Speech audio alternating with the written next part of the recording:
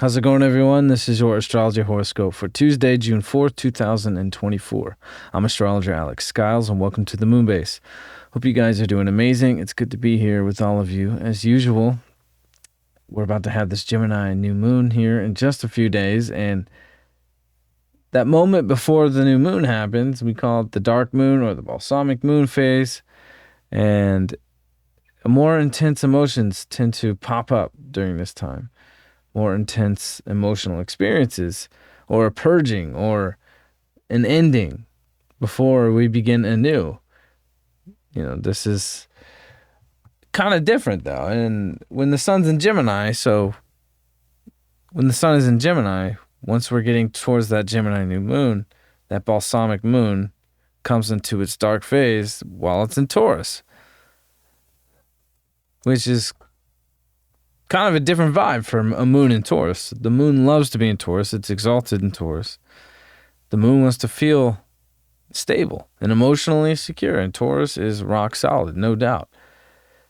And it's making a nice little sextile before the moon conjuncts with Uranus. So there is this even when shit gets wild and, so you don't even realize how fast you're moving, and the days just kind of go by, especially with this Mars and Aries. We're just moving so quickly now. Saturn is starting to slow down, but this moon in Taurus is reminding us to really take a look around, and remember this path that we've laid here coming into 2024 and the bricks that we've built here with Saturn, and even when we feel emotionally stuck, there's always some way to kind of maneuver around it, as long as you're willing to let go and surrender. And, like the Bruce Lee quote, it's like the water becomes the bottle. With Taurus doesn't become anything else other than what it is. So this Saturn is saying, hey, sometimes when you can just let things flow a little bit more and not try to control it or just totally freeze up, when things get uncomfortable, it's like that's what Saturn and Pisces is teaching us. It's to be more malleable, be more flexible, and just keep moving. The water doesn't stop unless it hits a dam. And it's ironic and kind of funny that, this very stable moon with, stable Saturn and rock solid Saturn, right after this nice sextile here, this moon conjuncts with Uranus. So it's like, bam, the moment you think things are just super chill and, I'm good right where I'm at, there's this new emotional frequency that just kind of hits us out of nowhere here, just a few hours after. So there can be this kind of shock today, emotional shocks that can come through today, but at least there is this reminder of stability even when things get crazy, because right when we have that feeling and that reminder of things are better than they probably seem on the surface, it's all good, and a few hours later it's like bam, it's to keep testing us of oh shit, how consistent can we remain when the curveballs come? There can be some curveballs, but it can lead to a good thing. And this moon is crossing all these degrees where all those amazing benefic Taurus conjunctions we just had. So even when we know that we are secure and there is opportunity to really feel emotionally secure where we're at, there's also this sense of I got to keep moving, this restlessness. There is some kind of restlessness that is going to kind of transpire in this curiosity, because today this Jupiter and Mercury will make their conjunction at 2 degrees. And of course, we just had this Jupiter trine Pluto, and Mercury just trine Pluto with Jupiter yesterday. So there's so many new downloads. There's new information that's coming from this deeper place within us. And now it's like we're starting to see what it's all shaping up to be like, especially having these flashes of like our deeper selves and this new knowledge of our deeper selves, you know, in a more intellectual way, not necessarily in an intuitive way. It's like we're starting to be able to piece these things together in a much more logical way. You know, we've gone through so many emotional experiences from January to February, March, and April. And now that we're here in Gemini season, it's like we're starting to be able to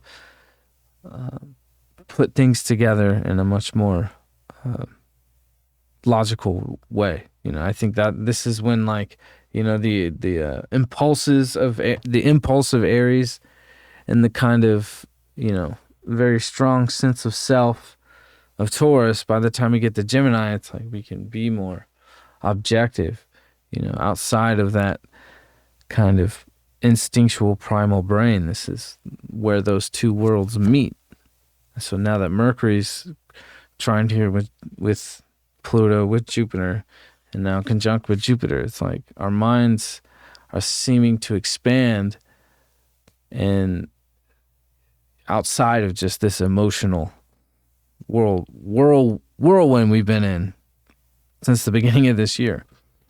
Even though it's been pretty great, all in all, especially with all planets direct, you know, this is where it's like, okay, we can kind of get a little bit more fourth dimensional about things and not so 3D, stubborn Aries and Taurus kind of energy where it just only sees straight out. Now we can see from multiple angles here with Mercury and understand these new experiences and these new people that we've been connecting with, because today is the day that Venus now crosses the sun. So there's new opportunities for a relationship.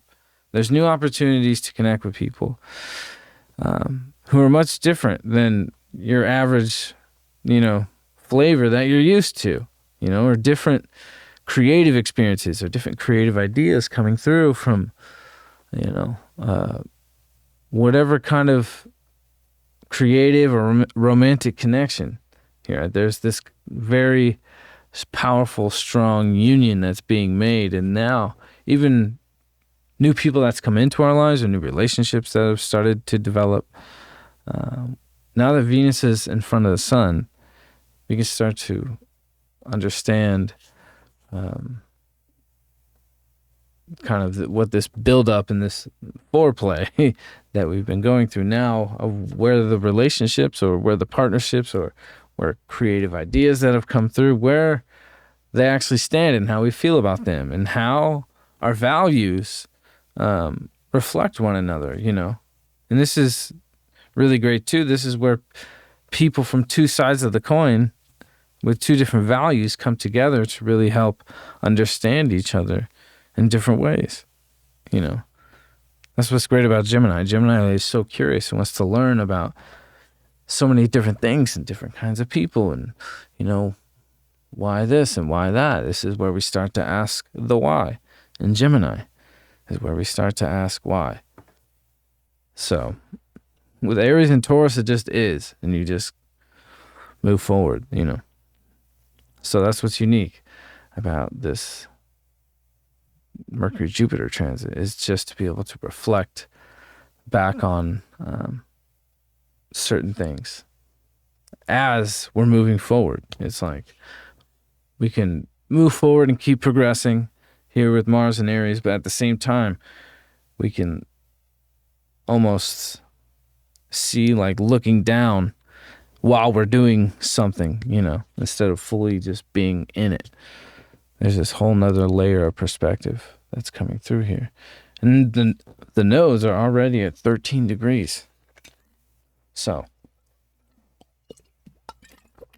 the 13th degree has a lot to do with relationships.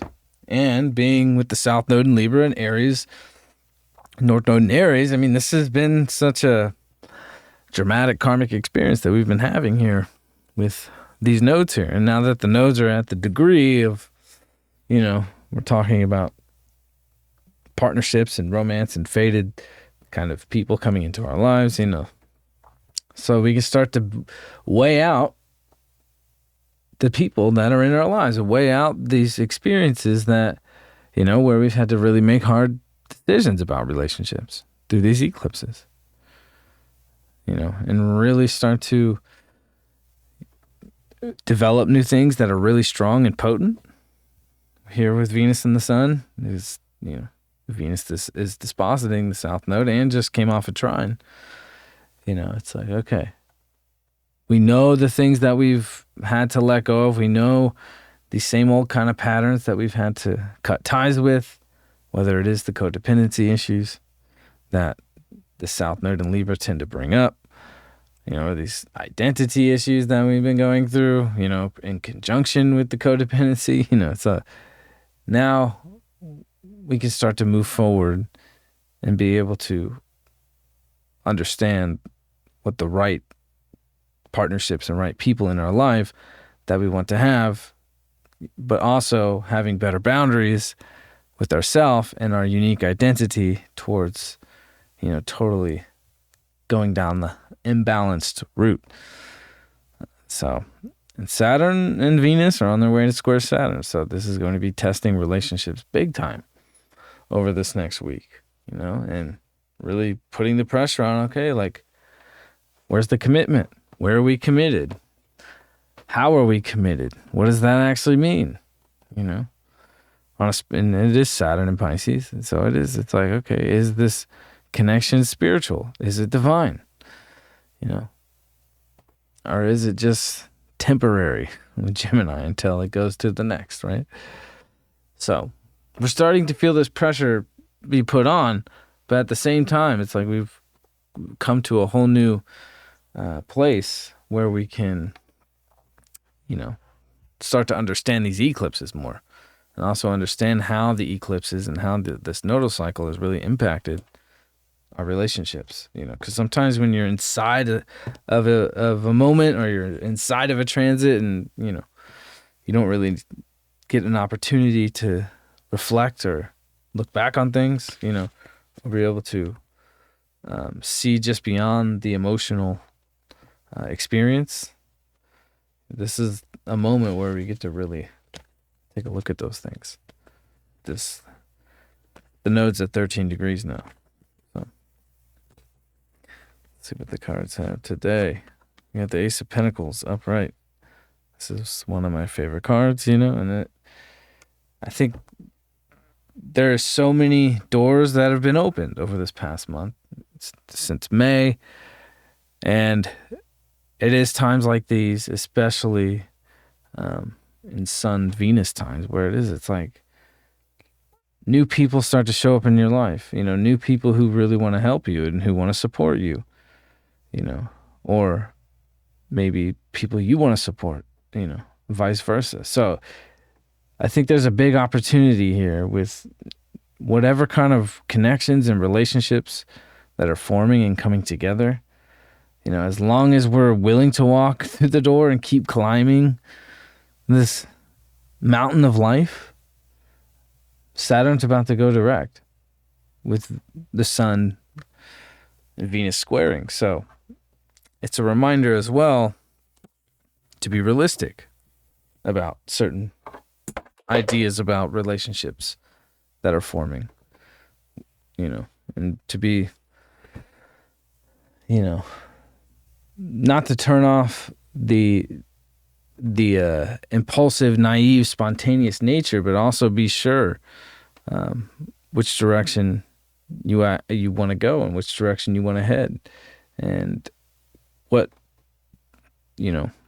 realistic ideas you have about the future that we've gotten with this Mercury Jupiter and this Pluto Jupiter Mercury trine and Mercury conjunct Jupiter. It's like there's a much clearer mental understanding of what we want in our lives, and not just these moments of,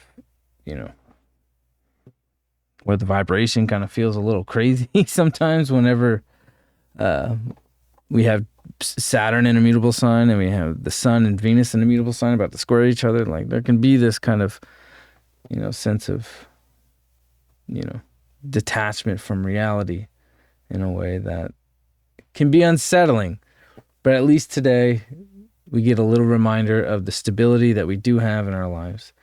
And definitely seeing the results of the hard work and the groundwork that we've laid since we've come back into this new year when Jupiter went direct on New Year's Day. So, and this was the degrees where it went direct with the moon crossing today. So, there's so much crazy shit going on out in the world right now. And I think to really get caught up in that realm and to get caught up in all the chaos and all the fucking weird, goofy shit going on, it's like, it just pulls you out of your own frequency and your own self. And that's been a big problem with this South Node Libra and this North Node Aries with Chiron. It's like, I want to identify with this. I want to identify with that. Well, I'm this and I'm that. The identity crisis of culture. So I think just being able to look at things from both sides and look at the facts, present the facts, and just stay in that neutral, non-attached place of just, this is what it is, and understanding that both sides have to function together. And that relationship and that friction is the creative process that creates the future in the first place. So I'm very tired. I've done way too much the past 2 days. I haven't slept more than 3 hours, but this is going to be a wild day, and I am going to hit the road now. So hope you all have a wonderful Tuesday, and I will see you all tomorrow. Peace out.